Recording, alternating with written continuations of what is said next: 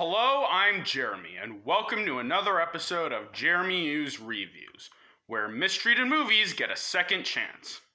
Today, I'll be defending my favorite sequel, Smokey and the Bandit Part 3.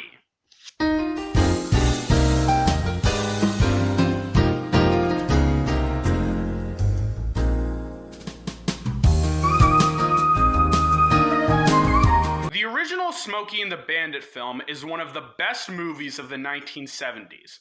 It's funny, has great characters, fantastic action, and a quirky charm that no other movie has. And it also has pretty good sequels. Smokey and the Bandit 2 is fine. It has an alright plot, good acting and humor, and the characters were just as good as the original. And then we have Part 3. The most hated Smokey and the Bandit film. And it's my favorite sequel of all time. Why? Well, you're about to find out. This is my review of Smokey and the Bandit Part 3. Buford T. Justice, fearless law of Texas, the man who chased the bandit coast to coast. Buford T. Justice, now you've upleft us. Where are you, Justice, when we need you the most? Some say you're Buford T. Justice, played once again by Jackie Gleason, is retiring from the police force. But before he goes, Big and Little Enos Burdett come to him with a little wager. Their wager is that if he could transport a plastic shark that's advertising their fish and chips company from Florida to Texas, he gets $250,000. But if Buford fails to do this, his badge gets turned into a belt buckle for Little Enos. Buford refuses and commences with his retirement. But after experiencing the doldrums of retirement, Buford accepts the Enos' proposal. So, along with his dopey son Junior, Buford goes on a journey from Florida to Texas while the Enos' stop him at every turn, even getting Cletus the Snowman to help them. So why is this movie my favorite sequel of all time? Because it's insanely fun. While nowhere near as good as the original, Smokey and the Bandit Part 3 is an incredibly fun, enjoyable film that more than holds up as its own movie. While the first movie was a clever, intricately written film, Part 3 is basically a live-action cartoon, which I could understand someone not getting into, especially if they love the cleverness of the first film, but as someone who loves live-action cartoons, SATB Part 3 is a film that I can easily get into. Just about every scene is so absurd, hilarious, and ridiculous. It also helps that the old characters were just as good as they were in the previous movie, and the new characters are great. Let's start with the main characters, Buford and Junior.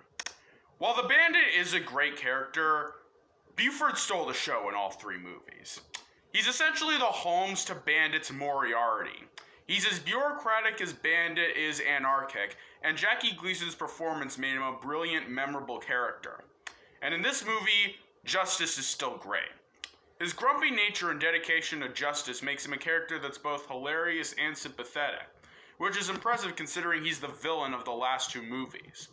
While he's not the most likable character in the world, SATB 3 does a good job of taking a character we were originally meant to boo and make the audience support him. And his chemistry with Junior is top-notch as always. Junior was actually Jackie Gleason's idea. He was originally going to be alone, but Gleason wanted someone to bounce off of, so Junior was created. And like in the first film, their chemistry is really good. Their banter is really funny, and both actors have a lot of chemistry with each other. Speaking of which, let's talk about Junior. Junior is a very funny character. In the first and second films, he wasn't that memorable of a character. But in Part 3, he's absolutely hilarious. Not only does Mike Henry continue to do a good job as Junior, but he has a lot more funny lines and a lot more funny scenes. He's the kind of character that you'll either love or hate, and I personally love him. Moving on to the Enoses. Like Junior, they weren't really that memorable in the first film. They were certainly good characters, but they were basically just plot devices. But since the villain of the first two movies is now the main character in this movie, the Enoses are now the bad guys. And they are fantastic in this movie. Not only do the Enoses have great chemistry with each other, but they are hilarious villains. Stereotypically Texan, cheesy as hell, and enjoyably goofy. The ways they try to stop Buford and Jr. from getting the shark to Florida are genuinely entertaining and suspenseful, and they have fantastic lines. They're just enjoyable and fun villains. Snowman is also a very good character. While he's a little more cartoony than he was in the first film, Cletus still has the charm and likability he had in the first two movies.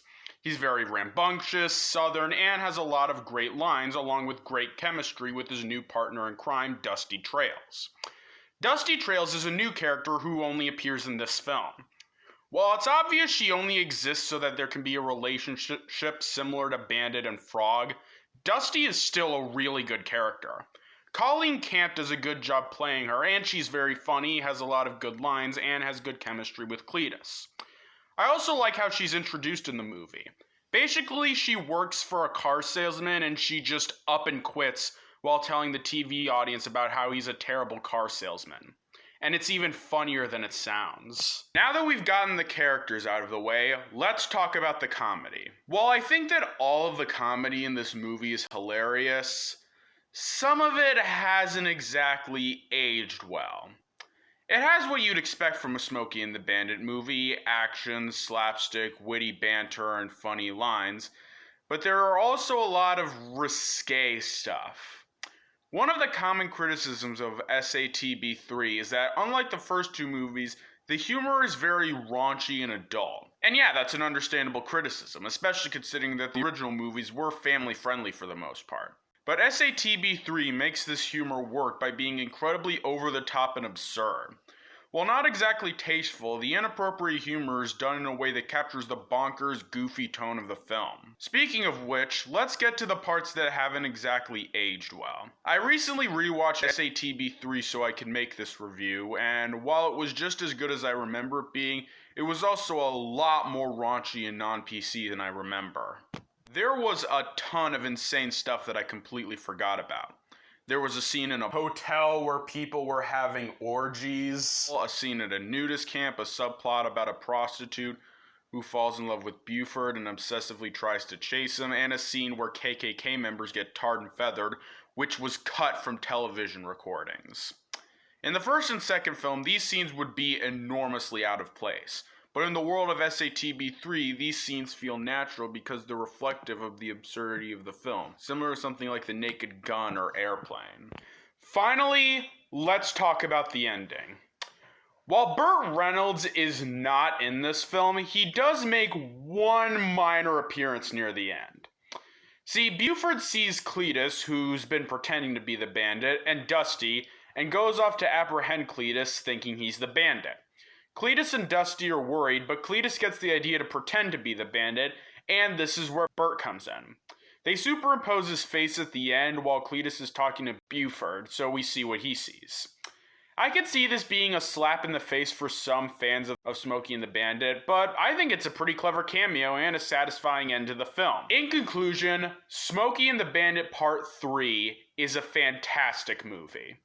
The reason it's my favorite sequel is because even though films like Spider-Man 2 and The Empire Strikes Back might be objectively better, SATB3 is just plain fun.